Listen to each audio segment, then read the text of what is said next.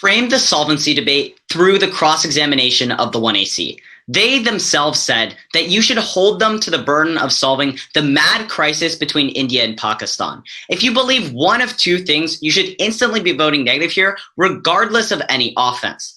The first is that if you believe that India will, regardless of the IADWS system or not, actually acquire technology that allows it to complete its missile shield of the New Delhi capital, the only thing they isolated the IAWDS provides, then you should be voting negative on presumption. The second thing you can vote negative on is even if they aren't going to have another thing to fill that missile hole, if in the status quo there is no risk of India and Pakistan actually escalating, then you should also be voting negative. We're first going to be covering the counterforcing inevitable part of the debate. They lost the moment they read this 1AC Zarar card.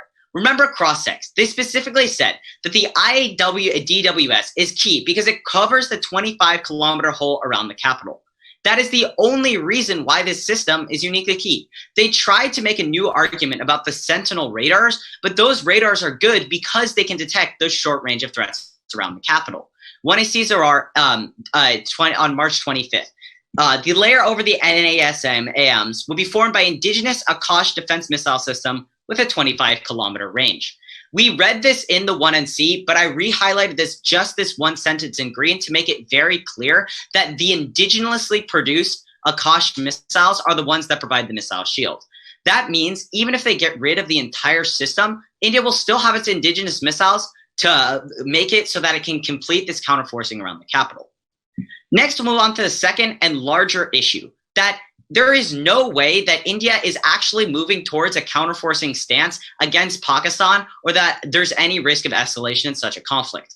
Their single card in this debate that their entire argument hinges on is their Amen evidence, but it doesn't say anything about counterforcing being specifically designed to attack Pakistan. Rather, they could multi-purposely use the technology they're developing to use against China against Pakistan in the event of an escalation to nuclear war. But there's still no motive or internal link to that conflict here. It simply speculates officials might be talking about not maintaining their NFU and says that missile development says they might want to design a counterforcing strike. They made this warrant in the last claim that Modi is aggressive and wants to attack Pakistan, but that's nowhere in the evidence. Gun reads green. The balance in fighter aircraft clearly favor the IAF. Officials initiated a debate on possible shift in India's policy of NFU, but India may be moving towards a counterfeit posture reflecting development of missiles. Pakistan intentionally avoided direct hits to any military progress. The IAF fared poorly. India's modernization against China can potentially be redeployed for use against Pakistan.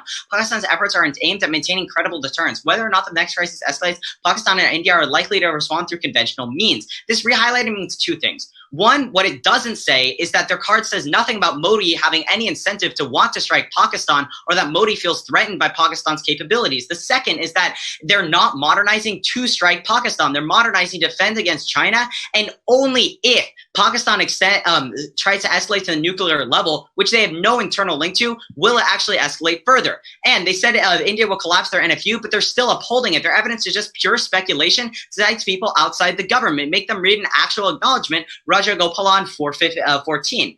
If the existing policy is already flexible and Indian decision makers are already exploiting such flexibility, it contradicts why argue for greater flexibility. The only evidence is one ambiguous statement made by former National Security Advisor Menon. Menon's repeated and consistent defense of NSU is clear evidence that is mistaken. Recommendations made outside of government are a clear indication the doctrine has not yet changed. India has had an active nuclear debate for decades. Indian officialdom is not notoriously insular, and such non-governmental recommendations have little influence on Indian foreign and security policies. Cut that at policies.